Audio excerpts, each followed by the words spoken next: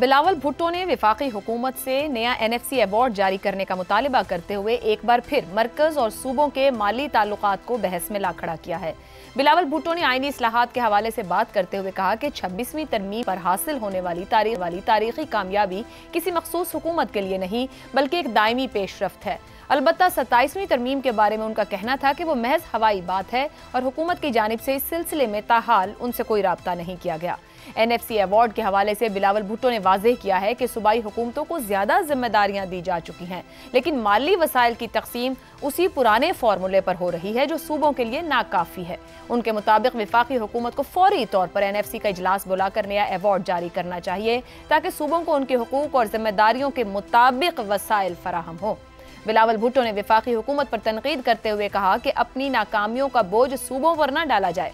खास तौर पर FBR की टैक्स अहदाफ पूरे करने में नाकामी का जिम्मेदार सूबों को करार देना नाइंसाफी है, क्योंकि ये नाकामी विफाकी सतह पर इंतजामी कमजोरियों और पॉलिसी की खामियों का नतीजा है। उनका यह भी कहना था कि 18वीं तरमीम के तहत सूबों को जो जिम्मेदारियां मुंतकिल हुई हैं उनके लिए वसाइल भी मुकम्मल तौर पर सूबों को ही मिलने चाहिए। इस पस मंजर में NFC अवार्ड न सिर्फ माली वसाइल की मुनसिफाना तकसीम का मामला है बल्कि सूबाई खुदमुख्तारी और आईनी तवाज़ुन का भी अहम इम्तिहान है। मरकज और सूबों के ताल्लुकात की तारीख इस बात की गवाही देती है कि माली तनाज़ात सियासी कशीदगी को बढ़ाते हैं और जब तक वसाइल की तकसीम पर वाज़ेह और काबिल अमल फार्मूला तय नहीं पाता, सूबाई हुकूमतें तरक्की हासिल करने में मुश्किलात का शिकार रहती हैं। ऐसे में क्या बिलावल भुट्टो की तरफ से नए NFC अवार्ड का मुतालबा पूरा हो पाएगा? यही पैनल से जानने की कोशिश करेंगे।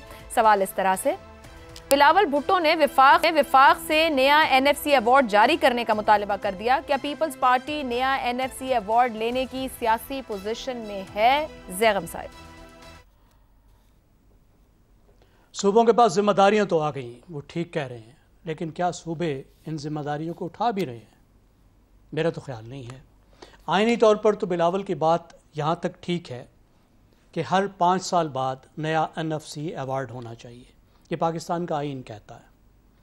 2010 में 7वां NFC अवार्ड आया था और उसके बाद चौथा 2024 में जुलाई में आना चाहिए। तो हमने 3 NFC अवार्ड मिस किए हैं। तो एक आईनी ज़रूरत है, आईनी बात है, होना चाहिए। लेकिन मसला ये है कि सूबों का आपस में इत्तेफाक नहीं है कि अब वो कौन सा फार्मूला होगा जिसके तहत नया NFC आएगा। सिर्फ ये सूबों और मरकज़ की बात नहीं है, सूबों के आपस में भी इख्तलाफ की बात है। अब 7th NFC अवार्ड ने क्या किया? 57.5% रिसोर्सेज सूबों को दे दिए, बिल्कुल, और मरकज़ के पास बचे 42.5%। जो फार्मूला है उसमें आबादी है, उसमें गुर्बत है, उसमें जो टैक्स जमा किया जाना है वो है। बलूचिस्तान के लिए कुछ खसूसी रियायत है। अब जो बचता है वफाक के पास, उसका 70% सीधा कर्ज़ों पे चला जाता है, सही, 20% दिफा पे चला जाता है, बाकी 10% में उसने सारा कुछ करना है। बहुत बड़े खसारे से शुरू करती है, उधार लेती है, उसकी वजह से इन्फ्लेशन और महंगाई और वो मुसीबतें आती हैं जिसमें हम फंसे हुए हैं। तो सूबों को मेरे ख्याल में आपस में बैठकर, विफाक को आपस में बैठकर, कोई बड़े बड़े नारे लगाकर नहीं, बाहर बात किए बगैर देखना चाहिए इस बहरान से कैसे निकलना है। सिर्फ अपना सोचना है या मुल्क का भी सोचना है। विफाक का जो बहरान आता है वो सूबों को भी डबोता है। सही। जब 35% महंगाई आती है तो वो इस्लामाबाद में नहीं आती, वो हैदराबाद में भी आती है, वो कोयटा और पेशावर में भी आती है।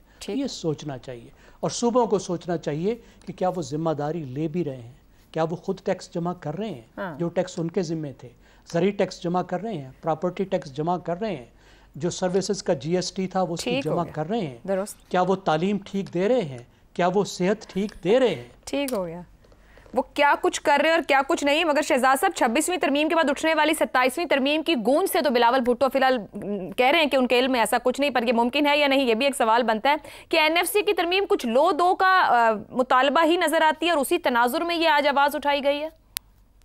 18वीं तरमीम को बचाने का पहला वार है बिलावल भुट्टो की तरफ से, और जाहिर है कि उनको ख़तरा है कि 18वीं तरमीम को कहीं 27वीं तरमीम में मुकम्मल तौर पर रिव्यू ना कर दिया जाए। और समहाउ सूबा सिंध ने और पाकिस्तान पीपल्स पार्टी ने 18वीं तरमीम के साथ अपने आप को इस तरीके से जोड़ लिया है, हालांकि वो पाकिस्तान के आइन की तरमीम है, वो सिंध की दी हुई तरमीम नहीं है। बिल्कुल। तो इसलिए मुझे नहीं समझ आती कि वो किस तरीके से अपने आप को इतना उसके साथ, बहरहाल एक सियासी पोजीशन है उसकी, हमें ताजीम करनी चाहिए, बिल्कुल, और ठीक है, उनका हक बनता है अपनी सियासत के नुक्ता नज़र से।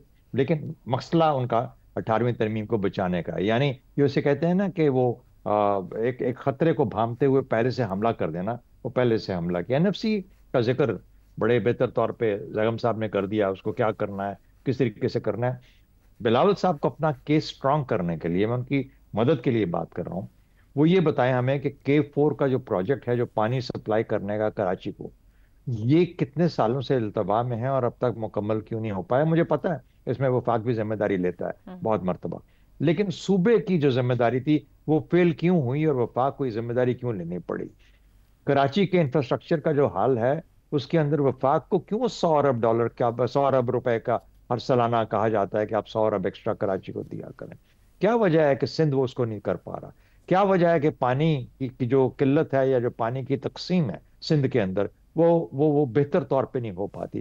क्या वजह है कि वहां का हारी या वहां का जो डाकू है वो हारी पिसा हुआ है और डाकू सर पे चढ़ा हुआ है? ये किस तरीके से और क्या मामलात हैं, ये किस तरीके से एक एगैलिटेरियन जमहूरी निज़ाम वहां पे कायम नहीं हो पा रहा? अगर इसका डेटा कोई किसी तरीके से शेयर कर दिया जाए। हमेशा जब सिंध की बात होती है NICVD का जिक्र होता है, वो जो उनका हॉस्पिटल है एक दो उन्होंने क्रिएट किए, बड़ी अच्छी बात है, बहुत अच्छी बात। तालीम इदारों के अंदर हमें बता दें, सेहत में बता दें, इन तमाम हमें पता लगे कि सिंध इस तरीके से इस लेवल पे ऑपरेट कर रहा है, इस तरीके से उसके अंदर वसाइल की तकसीम है कि वो हकदार है कि 18वीं तरमीम और उसके मामलात के ऊपर इस किस्म का एक अपना स्टैंड लेके रखे। वरना यही होगा कि वो अपनी एक अनकही और बेवजह जो एक सियासी एक पोजीशन है उसको स्ट्रांग कर रहे हैं पूरे पाकिस्तान की कुर्बानी दे के। तो मेरा ख्याल ये है कि इसमें डिफाई पाकिस्तान या डिफेंस ऑफ पाकिस्तान से ज्यादा, यानी डिफेंस ऑफ, जैसे कहते हैं डिफेंस बजट, उससे ज्यादा इस चीज का तल्लक है कि पाकिस्तान के बाकी सूबे, पाकिस्तान के वफाक के बाकी मामलात और वो जो जिम्मेदारियां जो सूबों को लेनी चाहिए थी वो उन्होंने कहां तक अपनी अज्यूम की या नहीं की, फिर जाके बात बनेगी कि उनकी बात के अंदर वजन कितना बढ़ा। दुरुस्त हो गया, वेरी वैलिड पॉइंट। एक ब्रेक लेते हैं, ब्रेक के बाद गुफ्तगू आगे बढ़ाएंगे। प्रोग्राम के आखिरी हिस्से में एक बार फिर खुशामदीद। हसन निसार साहब, जो बिलावल भुट्टो का नया NFC अवार्ड जारी करने का मुतालबा है, क्या पीपल्स पार्टी सियासी पोजीशन में है और क्या हुकूमत पर वो सियासी दबाव बना सकती है कि नया NFC अवार्ड जारी हो जाए उनके लिए? पहली बात तो ये है कि ये क्या मुल्क और क्या इसकी सियासत और क्या सियासी पोजीशन है इसकी आप भी जानते हो, मैं भी जानता हूँ, लेकिन आपके बहरहाल सवाल का जवाब जो एक लाइन में जैगम खान दे चुके हैं, बस वही टोटल औकात है कि जो जिम्मेदारियां मिली निभा रहे हैं, कैसे निभा रहे हैं, ये कहानी बद से बदतर की है। माल बना रहे हैं, अपग्रेडेशन नाम की कोई कराची से लेके इंटीरियर सिंध, पिछले दिनों मैंने पढ़ा कि कितना बच्चा बेरोजगार और कितना बच्चा स्कूलों से बाहर, माइंड बॉगलिंग फिगर था। सो एक जुमला जैगम खान का, मैं उसमें कोई इजाफा नहीं करना चाह रहा, मैं माल फाड़न बैठे हैं, कुछ भी नहीं, इट डजंट मीन एनीथिंग। ये उस वक्त भी साजिश थी और मैंने लिखा भी था। तो फिर इस मुतालबे का क्या मतलब है इस वक्त? ये इस काबिल नहीं है, हैं? इस मुतालबे का क्या मतलब इस वक्त में? भाई वो अपना माल पानी इंश्योर करना चाहते हैं हर कीमत पे, बस ठीक है। मैंने बहरहाल जैगम खान साहब के जुमले के बाद मुझे शर्म आ रही है बात करते हुए, बाकी लस्सी पानी में नहीं पाता। अच्छा जी, इफ्तिखार साहब, क्या पीपल्स पार्टी जो नया NFC अवार्ड का मुतालबा कर रही है, जो जैगम साहब और हसन साहब जो बात, क्या सियासी और अखलाकी पोजीशन में है या फिर मुतालबा उस हद तक जा सकता है कि हुकूमत के साथ पीपल्स पार्टी सियासी कशीदगी की तरफ बढ़ जाएगी? देखिए, असूली तौर पे जैगम का ये कहना बिल्कुल मुनासिब है कि हर 5 साल के बाद इसको हमें रिविजिट करना चाहिए था। हमने इसको रिविजिट नहीं किया, लेकिन उसके साथ जो बात जैगम कह रहे हैं और जो हसन निसार जटकी ज़बान में कह रहा है वो भी बड़ी अहम है। जो पैसे हम दे रहे हैं सूबों को, वो सूबों के अवाम की बेहतरी के लिए दे रहे हैं, और अगर सूबों के अवाम की बेहतरी तालीम के मद में या सेहत के मद में या जॉब की मद में या इंफ्रास्ट्रक्चर की मद में इस्तेमाल नहीं होते, तो फिर ये सवाल तो जरूर उठेगा कि नए एनएफसी अवार्ड की जरूरत क्यों?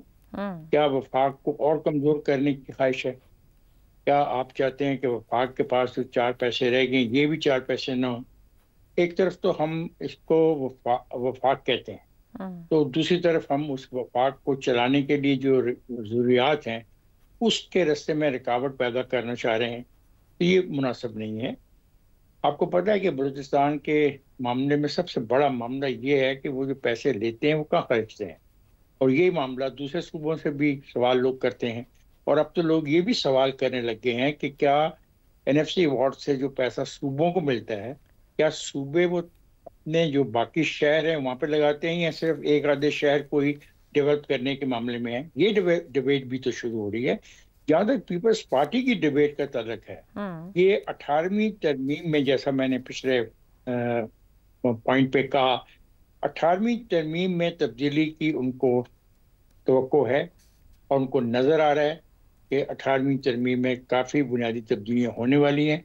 उसके लिए उन्होंने ये एक अजीब सी बात रख दी है और इसे फर्क नहीं पड़ेगा। मतलब ज़ैगम ने जो एनालिसिस किया, कितने पैसे आप वफाक को दे रहे हैं और आप नया एनएफसी अवार्ड बनाने चले बनाएं, लेकिन मुझे ये तो बता दें बिलावल भुट्टो साहब कि उसका फार्मूला क्या होगा। छोड़ दें हुकूमत को और हुकूमती इदारों को और हुकूमत में फैसला करने वालों को, आप ही बता दें कि मौजूदा जो है एक सेटअप और मौजूदा जो फार्मूला है उसमें आप क्या तब्दीली चाहते हैं और कैसी तब्दीली चाहते हैं और क्यों तब्दीली चाहते हैं। जबरदस्त हो गया। कैसी तब्दीली, क्या तब्दीली और क्यों तब्दीली चाहते हैं, ये बहुत अहम है और पीपल्स पार्टी को इसे जस्टिफाई करना भी चाहिए। प्रोग्राम से इतना ही, इजाजत दीजिए, अल्लाह हाफिज।